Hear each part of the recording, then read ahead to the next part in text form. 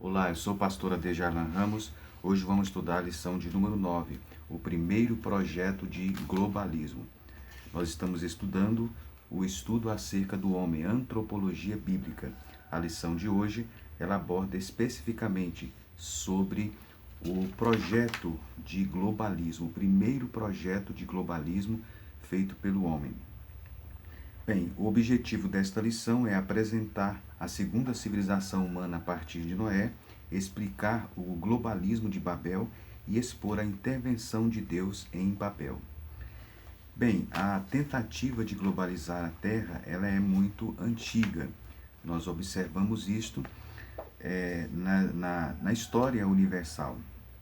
As pessoas às vezes pensam que o globalismo é um fenômeno exclusivamente do mundo pós-moderno, mas quando nós voltamos tanto para a literatura ou a historiografia profana quanto a historiografia sacra, aquela registrada na Bíblia, nós observamos então que o globalismo é tão antigo quanto a raça humana.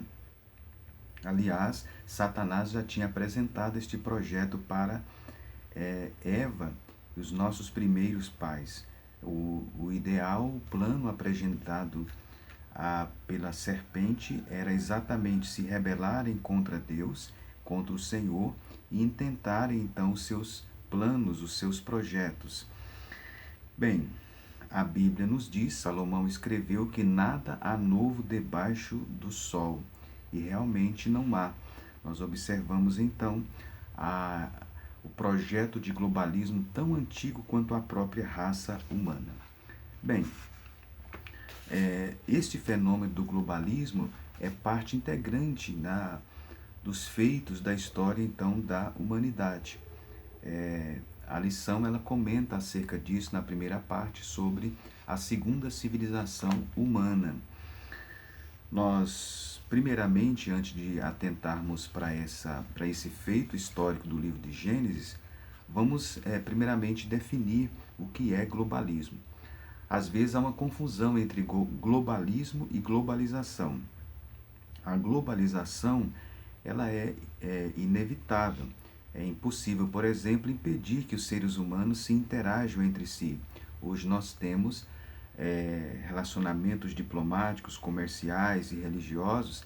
Eles de fato sempre existiram e hoje se intensificaram mais na humanidade. Isso é então a globalização. Né?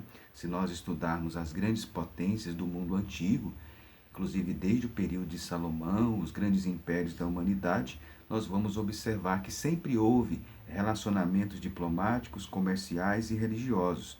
Ou seja, isso foi então a globalização. O que é então o globalismo? O globalismo é diferente da globalização. O globalismo nós podemos então definir exatamente como a doutrina que, se contrapondo à vinda do reino de Deus, busca arregimentar todas as instituições humanas, desde as políticas até as religiosas, sob um único governo, o governo do anticristo. É assim que as escrituras nos apresentam. Então, o objetivo principal do globalismo é reunir toda a humanidade sob um único governo mundial. E neste caso, a Bíblia nos apresenta esse governo como o anticristo. É claro que o objetivo básico, segundo a visão do globalismo, é exatamente, segundo a visão do globalismo, é exatamente facilitar as questões sociais, as questões políticas, culturais, mas na realidade a Bíblia nos apresenta que o globalismo, inclusive ele vem trabalhando de forma sutil, de forma hábil, preparando o mundo para a manifestação então do anticristo. É assim que a Bíblia então nos apresenta. Mais na frente nós vamos falar acerca disso. Bem, primeiramente então vamos acompanhar uma espécie de resumo histórico acerca do globalismo. Nós observamos no mundo antediluviano, isso está nos primeiros 11 capítulos do livro de Gênesis, nós observamos então que a história da raça humana no período que antecedeu o dilúvio, segundo a Bíblia, estavam concentrados num só lugar. Eles falavam um único idioma e tudo indica que era governado por uma única pessoa. Então, nesse período, o globalismo era absoluto. E nesse período, segundo a história sagrada, Gênesis 6 a 8, quase que a raça humana foi extinta, quase que a raça humana foi destruída. Deus viu uma família justa, que foi a família de Noé, e assim aquela família então escapou. Depois nós temos um outro momento que se intenta também implantar o globalismo. Foi a Torre de Babel. Ou seja, a Bíblia nos mostra que Nimrod, em Gênesis 10 e o versículo 9, ele é classificado, ele é apresentado na Bíblia como um poderoso caçador. Os homens, então, habitando no mesmo lugar, começaram a pecar, começaram a se corromper, e então o globalismo ele foi avançando, mas depois nós observamos que Deus ele agiu, ele interviu de uma forma também muito especial. Deus ele interviu e fez com que houvesse então a confusão das línguas, e assim aquele intento ele foi então houve uma intervenção da parte de Deus. Também nós observamos o Império Romano. O Império Romano, a Bíblia nos apresenta em Gálatas capítulo 4, versículo 4, que Deus preparou o mundo para a vinda de seu Filho. Deus então dispôs de três grandes culturas: os hebreus, os gregos e os romanos. Os hebreus contribuíram com a lei e os profetas, as escrituras, o monoteísmo. Os gregos contribuíram com o seu idioma, que foi o idioma grego, no qual foi escrito o Novo Testamento, e os romanos contribuíram com um sistema judiciário, administrativo e inclusive benfeitorias públicas que facilitaram inclusive as viagens do apóstolo Paulo. E assim a igreja ela pôde cumprir o mandamento de pregação do evangelho no mundo. Bem, se nós avançarmos um pouco mais na história, então, claro que esse período aí do Império Romano, ele foi um período de grandes avanços, de benfeitorias, nós não podemos negar isso, mas tivemos então um período, logo após o Império Romano, que houve a desintegração do Império Romano. Né? O Império Romano do Ocidente, ele sofre muito com a chamada invasão dos povos bárbaros. Os povos bárbaros eram os povos que viviam além dos limites do Império Romano, inclusive se mostravam rebeldes à cultura do Império Romano.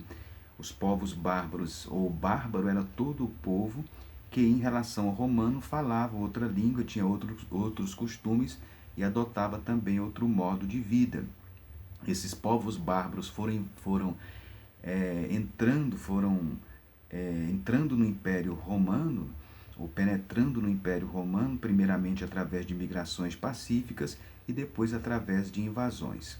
Dentre esses povos bárbaros que invadiram no Império Romano, nós tivemos então vários povos bárbaros que a história nos mostra. Nós tivemos os visigodo, ostrogodo, os vândalos, o franco, o suevo, anglos, saxões, enfim.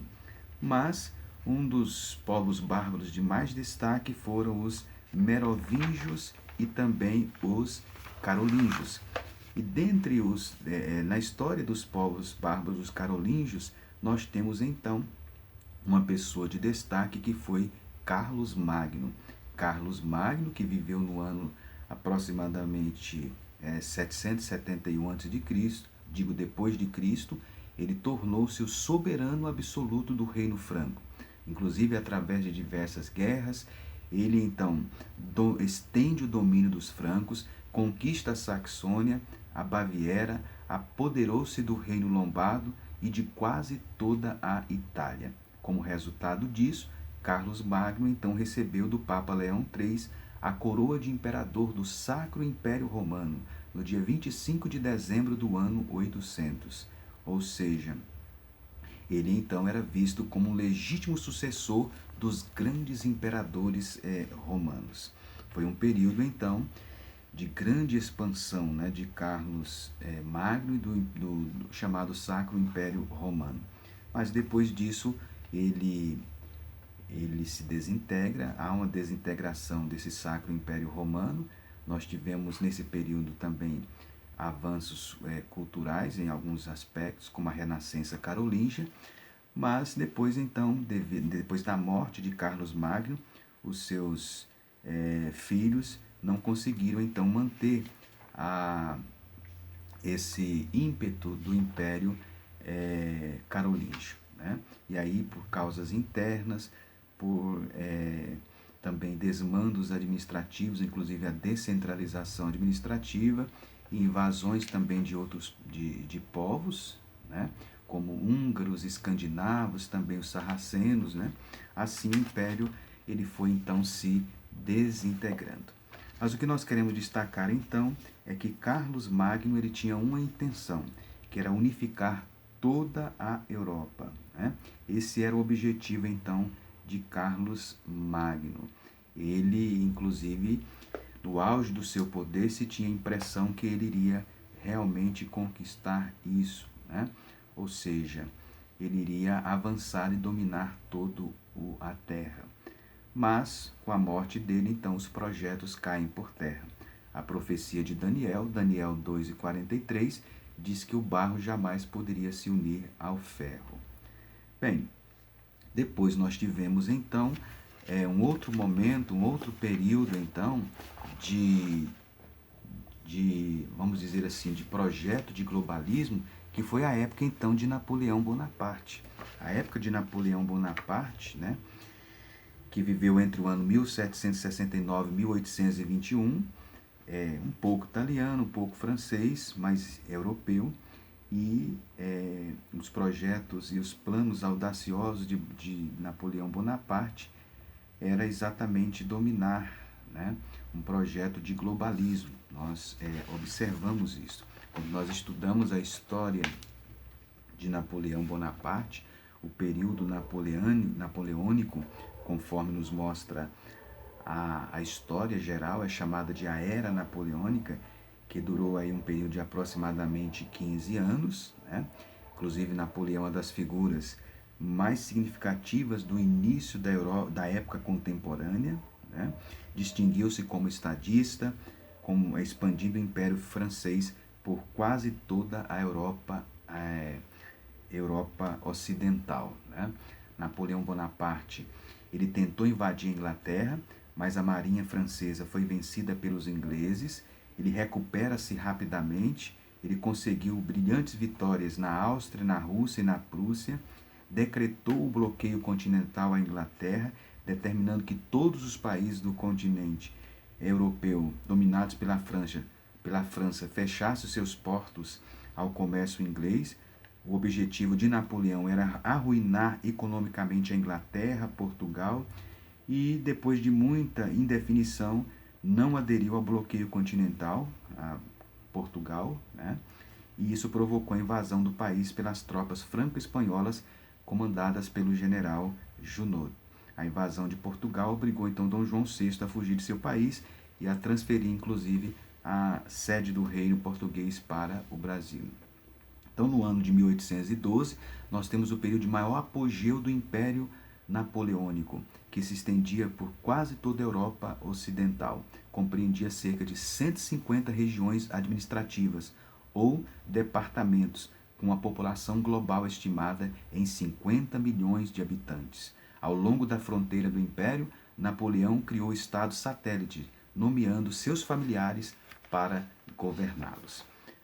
Claro que nós não podemos negar alguns feitos que foram realizados, as chamadas realizações napoleônicas, centralização administrativa, criação do Banco da França, elaboração de novos códigos jurídicos, reorganização do ensino francês, elaboração de um acordo entre a Igreja Católica e o Estado francês, mas com todo esse ímpeto, com todos esses feitos, em 1812, a Rússia decidiu romper o bloqueio continental, determinado por Napoleão contra a Inglaterra.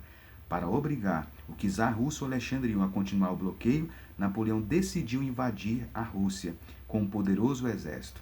Acostumado a grandes vitórias, Napoleão conduziu seu exército até Moscou, mas as tropas russas resistiram-se da cidade e atearam fogo às vilas e às plantações. Sem alimentação e extremamente cansada pelo longo percurso, as tropas francesas começaram a ser vitimadas pelo rigoroso inverno russo. Então Napoleão deu início a uma dramática retirada das suas tropas, mas a maioria do seu exército morreu na viagem de volta. Dos 600 mil soldados que partiram para a Rússia, somente 30 mil conseguiram regressar à capital francesa. A desastrosa derrota do exército francês na campanha da Rússia estimulou outros países europeus a reagir contra a dominação francesa. Então, no dia 6 de abril de 1814, um grande exército composto por russos, austríacos e prussianos invadiu Paris. Derrubado o poder, Napoleão foi exilado na ilha de Elba, no mar Mediterrâneo. O trono francês foi assumido por Luís XVIII, irmão de Luís XVI, que tinha sido guilhotinado pela Revolução Francesa. Ou seja, o que a gente pode então observar é que com todo esse período áureo então de Napoleão Bonaparte, mas chegou ao fim. Bem, nós temos uma outra tentativa também de globalismo que foi com Hitler, né?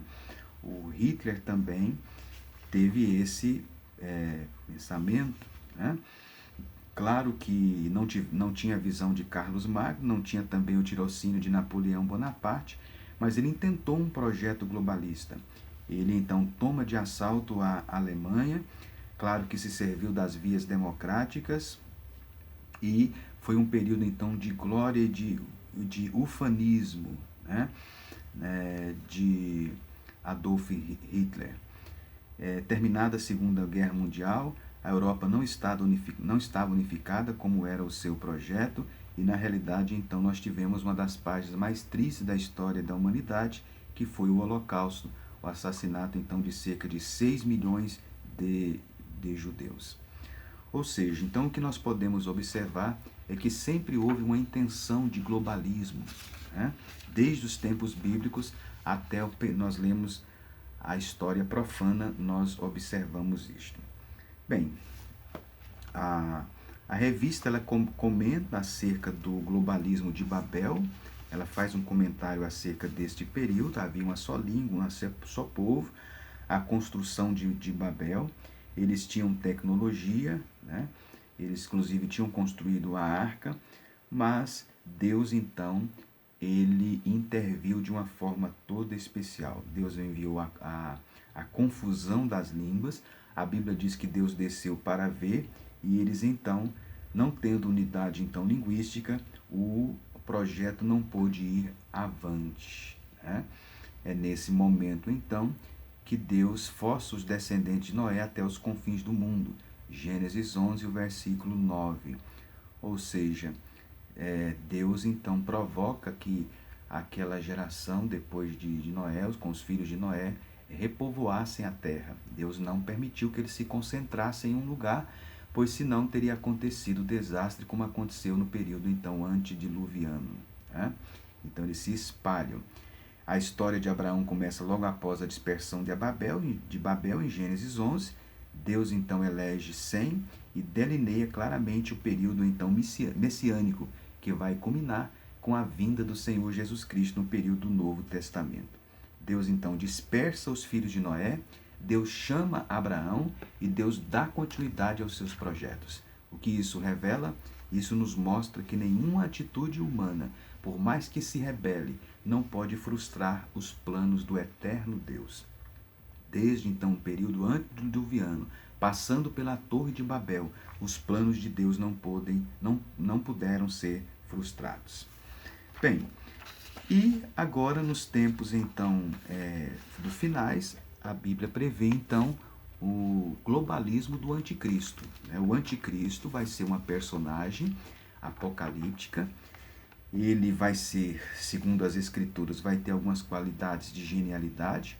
Ele vai ser intelectualmente poderoso, Daniel 7:20, vai ser um orador impressivo, Daniel 7:20, vai ser um mestre político, Daniel 11:21, vai possuir grandes habilidades comerciais, Daniel 8:25, vai ser um gênio militar, Daniel 8:24, vai ser um perito administrador, Apocalipse 13:1 e 2, e vai ser também esperto em religião, 2 Tessalonicenses 2:4. O anticristo então vai ser um homem que vai governar o mundo politicamente, após o arrebatamento da igreja. E uma das atitudes do anticristo vai ser exatamente implantar o globalismo. Ele vai então governar o mundo todo, segundo as profecias bíblicas, as profecias apocalípticas, inclusive também as que estão contidas no livro de Daniel, que também faz parte das profecias apocalípticas. Portanto, o que nós podemos então observar nessa lição, né, nós estamos estudando acerca do homem. Um dos grandes intentos da raça humana ao longo dos séculos foi implantar projetos de globalismo, desde o período primitivo do livro de Gênesis até o Apocalipse. Nós observamos o plano do homem implantar o globalismo, e vai culminar com o projeto do anticristo. No entanto, o reino de Deus ele vai ser implantado. Assim nos mostra o livro do profeta Daniel. O Novo Testamento fala muito sobre o reino e tem implicações escatológicas e vai ser, portanto, implantado. É o reino eterno do Senhor Jesus Cristo. Deus, então, conclama o projeto de globalismo que é apresentado à igreja, é a evangelização do mundo. Mateus 28, 18 a 20. A submissão, então, da igreja ao mandato do Senhor Jesus de evangelizar o mundo. Esse é o globalismo que a Bíblia apresenta, então, para a igreja. A evangelização mundial estabelecida por Jesus na grande comissão. Portanto, caro professor, que você possa atentar, então, para os objetivos da lição, que você possa fazer um pequeno comentário sobre os projetos de globalismo ao longo da história, tanto a profana quanto a história sagrada, mostrar como que Deus interviu, inclusive no globalismo de Babel e também naquele período da geração antediluviana e pós-diluviana, e mostrar então o plano do globalismo do anticristo para o fim dos tempos, mostrar então finalmente qual é o plano de Deus em relação a esse aspecto de globalismo, que é a evangelização do mundo. Portanto, que Deus possa abençoar cada professor de escola dominical, que possa se empenhar e orar para alcançar os objetivos então desta lição. Que Deus abençoe a todos e até a próxima lição.